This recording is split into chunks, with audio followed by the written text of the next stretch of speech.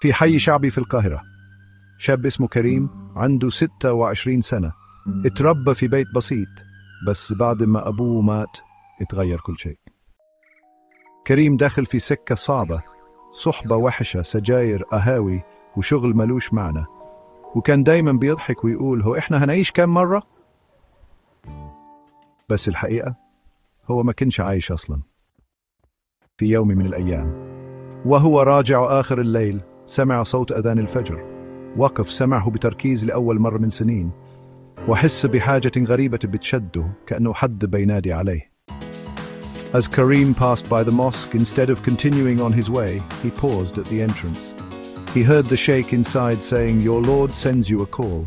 It doesn't always repeat." Returning home, Kareem tried to sleep, but, the words just wouldn't leave his mind. The next day, a phone call from a friend woke him up. Yasser, the guy you were with yesterday, he passed away in an accident. كريم اتجمد. ده كان صاحبه اللي بيضحك معاه من 12 ساعة بس. رجع الكلمة في دماغ ربك بيبعت لك نداء. من هنا بدأ كريم يشوف كل حاجة بشكل تاني. بدأ يسأل نفسه، أنا مستعد؟ لو كنت أنا اللي مت بدل ياسر كنت هقابل ربنا إزاي؟ This sword very wayne to wait.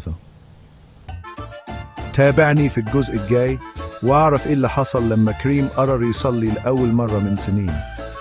وما تنساش تشترك في قناتي عشان تدعمني أكمل. وافتكر ان اللي بينجو مش دايما أقوى واحد، بس أكتر واحد سمع النداء قبل فوات الأوان.